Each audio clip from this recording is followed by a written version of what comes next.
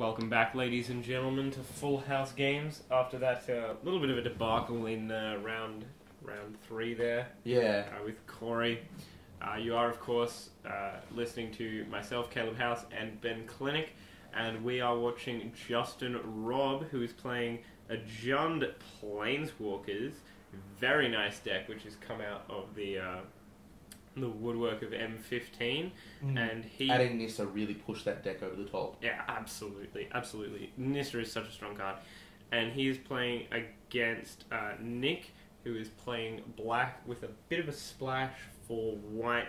I believe it might be a bit of a more control-orientated. Yeah, they run usually a couple of Blood Barons, a couple of Obsidats, and just kind of trying to get there instead of using the traditional devotion route that we've been expecting to see in our top 8s in the past. But now the most popular version is actually this black with the white splash. I would say closely followed up with the black with the green splash, my personal favourite.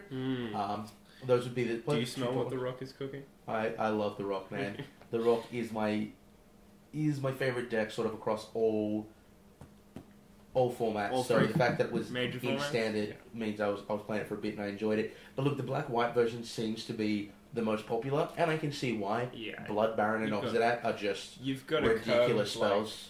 Blood Baron or Obsidat into Elspeth, off a Desecration Demon, powerful stuff. I mean, you're just naming good spells in standard at this point. Those are all phenomenal things. And Thoughtseize as well. And no doubt he's got an extra land, so he's just going to take something relevant here. So we're looking at... Is that a Golgari Charm I'm looking at? Main board? Yes, yeah. Wow, okay, so Golgari Charm, Read the Bones, Elvish Mystic, and a Corset of Crewfix. I think Read the Bones is the PK. You look at that hand and go, that hand doesn't beat me. I'll just take the thing that gets him deeper. Okay, so he plays a Cave of Colios.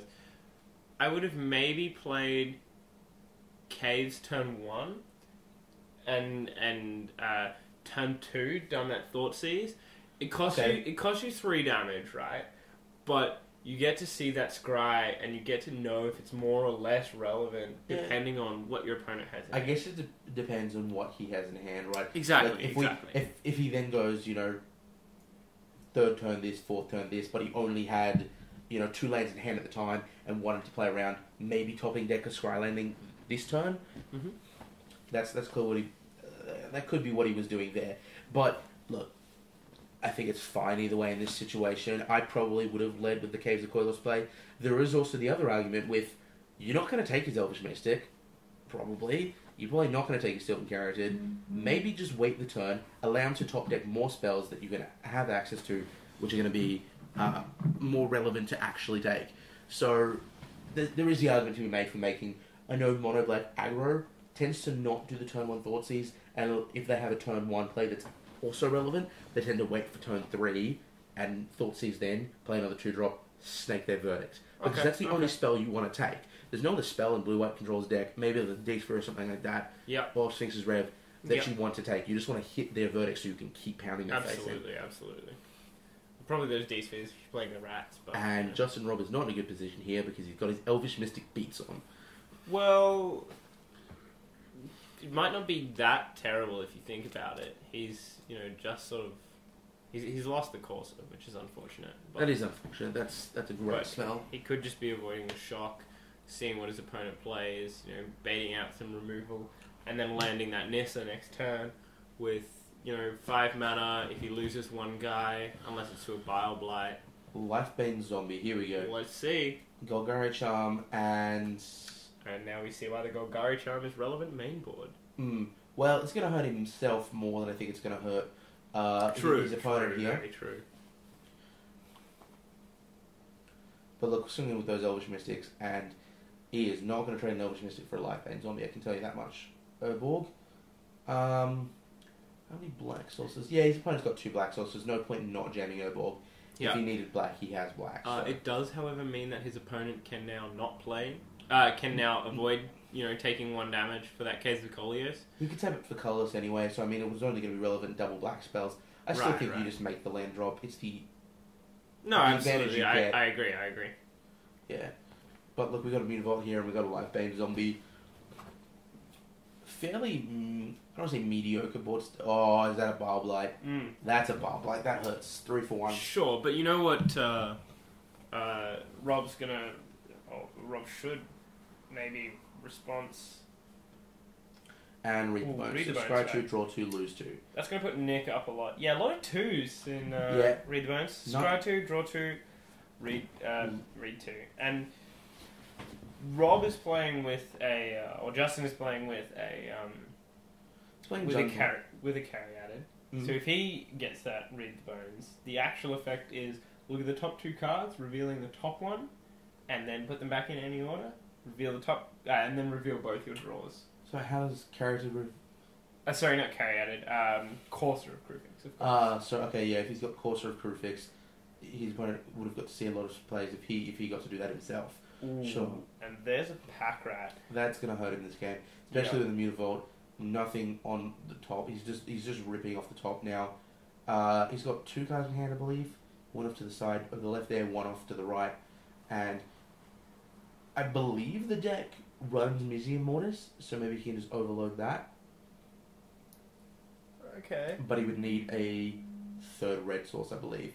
You're more familiar with this Jund Plainswalkers deck. Does it run Museum Mortis? I'm not sure about the main board, but it should more than likely be running maybe a one of. I know that there's definitely Anger of the Gods in the sideboard, just because it's such a powerful card against decks like Rabble Red.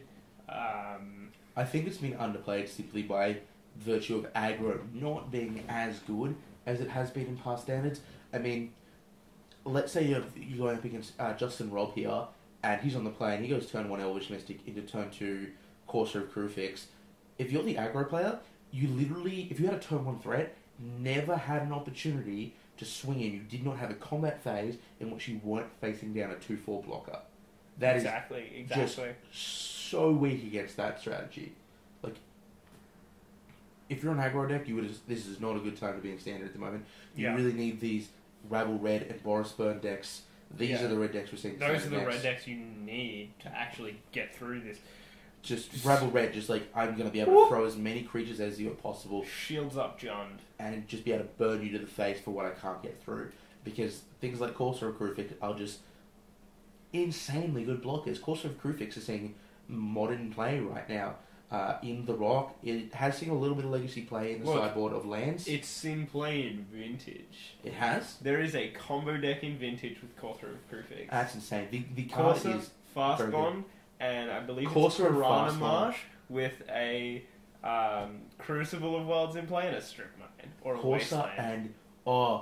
dude, how good does your Brainstorm get when you put a land back on top and play it with Courser? Oh, brilliant. Just...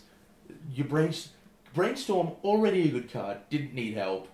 You will, of course, have to reveal the 3 cards that you draw, but... I mean, sure, but there's so many things... There's already tricks with Gush and Brainstorm that you do. Like, let's say you've got a land out and a fetch that can't actually get a land. You want to, like, Gush, put that land back on top, then you can fetch it, so your Brainstorm gets you more cards net, and it gives you a shuffle, and it makes that land drop. There's things you want to do already that manipulate Brainstorm. Of course, is just adding to that. Of course. Maybe shouldn't be talking about Gush interactions on a standard. True. But still, if you followed that, great. It's really fun. Yeah. Basically, what we're saying is, Course is amazing. And Rob's setting aside 3 cards already there. Pretty sure it's the 3 Anger of the Gods. Because it's going to be so powerful against his opponent here. Like, maybe taking out some courses, but you have to have it for those pack rats. It's you definitely an do. Absolute must. Probably taking out the Mystics, just because you're on the play, and you maybe want to get there a bit faster, and you don't want to blow yourself out with the Mystics. Sure. Which can get hit, because you can actually use that carry at it as a blocker as well. Okay. I thought the argument was you keep your Mystics on the play and take them out on the draw. Isn't that the sort of general consensus, or...? I don't know. This is why I wasn't in the top 8. Yeah, this is why we weren't in the top 8. This is why I was playing legacy side events. Because I didn't make the top 8. I just like carry at it a bit more on the play, because it's sort of turn 2 comes down, blocks your I like your carry turn hit 1 regardless of where you're sitting against Right. a deck that's, swinging with creatures. Exactly. I mean, it doesn't block pack rat for that long, but it blocks it for maybe a turn or two. Blocks it for, yeah, exactly. A turn, maybe two, and that second turn where you block it is typically enough for you to then just It's seeing extra cards. Who's not happy to see extra cards? Exactly. So it's just a, maybe a time walk. Time walking standard. Sure. Or a fog. It's really not. Yeah, more of a fog against one creature. Yeah. But I mean... For a turn, still maybe seems two. good. Still seems good. And it's ramping you while you do so. So this is definitely a matchup where I want Carroted. I don't know, maybe there's an argument for taking it out if you think it's going to be a little bit more attrition-y. But from what I saw there, he got beaten down quite quickly. Maybe it's a little bit abnormal. We'll see a more attrition matchup in the following matches. But yeah. It was a sort of pack rat deal, and I think Rob just didn't draw anything to deal with that pack rats. Nick very, very smartly played it on sort of turn 4 with that Mutavault up, so he could dodge the Golgari charm. He's going to get blown out by saying Anger of the Gods, missing Mortars anyway, so it's a good play. Absolutely. And that's what you got to do. You got to make good plays. That's how one does better in Magic than his opponent. Yeah. Justin Rob keeps his 7 here. I think he was thinking about it for a bit, but decided it was in his best interest. Opponent here picks up his deck and looks like he might want to maybe keep that. Okay, and we're off. Scryland going for the turn. Okay, so one, Rob did actually play a turn 1 land. Yeah, he played turn 1. I've heard turn 1 lands are good. Those are generally the hands you want to keep. I didn't see the play so quick. Yeah, so quick. Everyone knows what's happening. Okay, so we're looking at... Redborn, Nissa, Xenagos. Yeah, those are some good plays. That is some gas. What are we taking here? Xenagos or Nissa? I think it's Xenagos, just because you can hit it. It's coming down earlier. You can hit it faster, and just pooping out dudes is not something you want to be up against. Yeah, if you take Xenagos, you give yourself more turns to find an answer for Nissa. You have to thought seize one of them, answer the other one, take the one with the lower converted mana cost, and give yourself more of an opportunity to find the answer. Because if the answer is turn 4 top deck thought seize, that doesn't hit Xenagos. It does hit Nissa. That's a turn 2 duress though, and that's going to hit Nissa. Ignore everything I've said. Duress, that'll just get the Nissa. He also gets to find out about the Golgari charm, which was left in board. Very nice. Which, you want to keep it. Yeah, you want to keep it in because actually, what are you keeping it in against? What's the argument to be made for keeping in Golgari charm at this point? Regenerate. Sure. On his land. Okay. Neg 1 against a Lifebane Zombie. Oh, Lifebane Zombie, of course. And destroy target enchantment against... Underworld Connections, certainly. Okay, so Golgari Charm is obviously just a house here. You've got plenty of modes to use. Do you neg one here, or do you hold out for Underworld? Because Underworld is the bread and butter of this deck.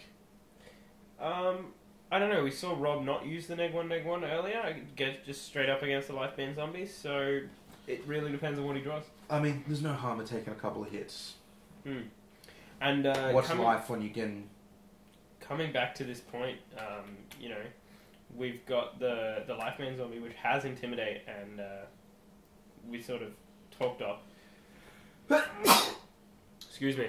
Talked up a bit before Mutavault being able to block it. No, Mutavault can't block it. No, Mutavault can't block it. Neither can the lands that Nissa makes. Yeah. Because they're colourless, right? Yeah. And Scry 2, draw 2. So it looks like his opponent has Swift on lands. But he did just cast a Read the Bones. So, absolutely. He may not have actually whiffed on lands. He may just be scrying first, seeing the lands he wants to get, and then playing the lands. Yeah, and that's a pretty good play. You always want to draw your cards before you play your lands, as just a general rule. Absolutely. Very interesting with Nissa as well. You've got to make sure that you don't +1 it on a land that just came into play this turn. Yeah. Because it's now a creature and you didn't control it since your last turn, so it will have summoning sickness. That's what they did with, what's the M14? They did Awaken the Giant, something. It's like 1 red, get a 7/7, and they allowed you to grant it haste. Yes. So it was relevant. You could put it on a land that you just played this turn. And I think that was simply just, it was M14, it was a core set, and they wanted it to be okay, let's not make this confusing to players, seeing as it's at, I think, uncommon or rare or something like that. Whereas this core set has taken a very, very different approach. This core set has been insanely fun. It's just so many. Quite right. It's got so many interactions. Just drafting it, it feels completely different to any core set I've ever played in. Yeah, there's so many things on board and just things at common that you would just never see at common. So it's made it quite interesting. And here we're going to have an Elvish Mystic and beating it for 2. So I think the Mystic is just something you sort of have to play here. Yeah. Because it lets you play that Nissa a bit earlier as well, which could be relevant. It also allows you to play Nissa and still beat him with Mutavault. Yeah, exactly. So you get Nissa, Mutavault, and whatever land. A lot of Scrylands coming in here from Rob as well. Fixing those draws, making them a little bit better. Yeah. So some would argue Scrylands aren't that great. Just when they first come out, I'm not gonna lie. If you're not going to actually use that top card, you get to see one card and it comes to play tap. Wrong. I'm not gonna lie. When it first came out, I was on the bandwagon of Scrylands and Guild Gates with a little bit of glitter and put it rare. But they are just insanely powerful. Scry 1 is a very, very relevant effect, and especially when you're playing 3 colors. And you've got 12 of these bad boys. There's definitely times where I've kept 2 land hands on 7 and it's like, well, both of them are Scrylands, I'll just get there. And you usually do. Yeah, absolutely. It's not the worst. Ooh, so we're seeing a... Morph creature. A morph creature. Yeah, morph. Look out, Khans of Takar. We've got the original morph creature in Standard. I am so excited for morph in Khans, man. I'm not. I think it might be a bit too complex to be coming back to Standard. Nah, well, that's probably why I'll be playing Standard during cards, because Morph is so fun.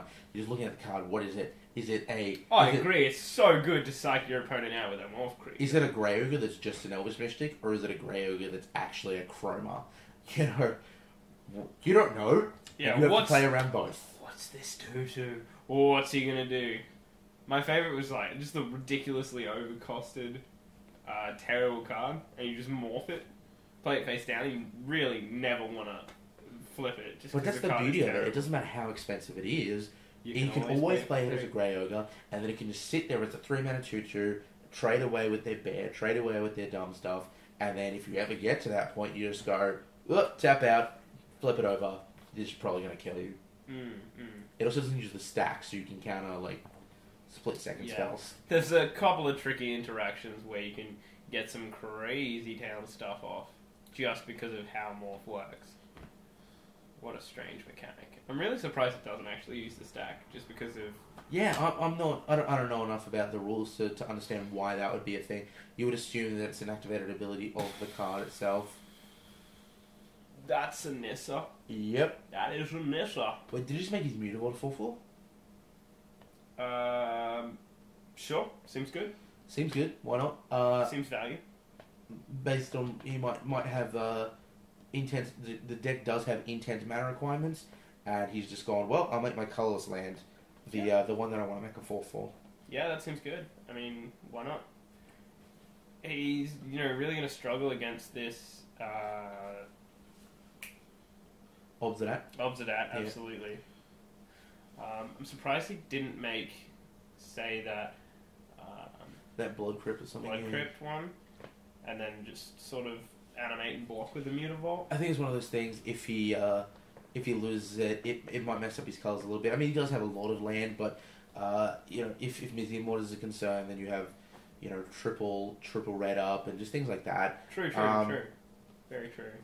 That'll be based on what's in his hand and what he's looking to draw to sort of win this game. But I'm just trying to think, what are his outs at this point to the Obsidat? And I believe Golgari Charm.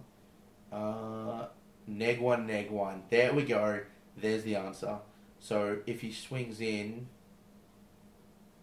that doesn't do what I think it did. Okay, I thought the answer there was to sing in with the Obsidat, block, and you can neg 1 all creatures and kill that Obsidat. But that doesn't seem to have happened. What is happening over there? Okay, so not quite sure what happened with that Golgari Charm. Alright, so he's going to lose that Mutavault. if it's... Yeah, and he's not going to trade it for anything. Okay, I'm not going to lie. I'm quite unsure as to what's happened there. Sweet. So he's just trade... They don't trade at all because it's mutable to 3/3. Yeah, so Observe's going to survive.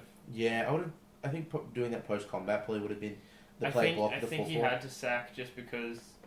Maybe the Elvish Mystic was about to be sort of interacted with. Yeah. At some level. Yeah, and he packs it up. So that's game 2. That's game 2, and I believe Justin Rob has been 2-0 here. Yep. Look, it happens. It happens, you know. Just, I'm wondering how this matchup plays out normally. Wondering if that's sort of the main way, especially seeing those Duress and Thoughtseize. You are sort of just trying to ramp to your Nistas and your Nagels, as you can see. 4 characters, 4 Elven Mystics. Those are cards that don't do much other than get you to the threats you want to play, which means you don't have much redundancy. Thoughtseize and Duress they die to redundancy and crave upon decks with a plan. Plans that are based on, resolving single threats, resolving threats that are important to the game, and as that's what's happened here is Thoughtseize and Duress and taking them out of the game. Yeah. So look, we'll see more of that in future matches. Yep. Please stay tuned to Full House Games for Magic and more. We'll be bringing you round 5 up next.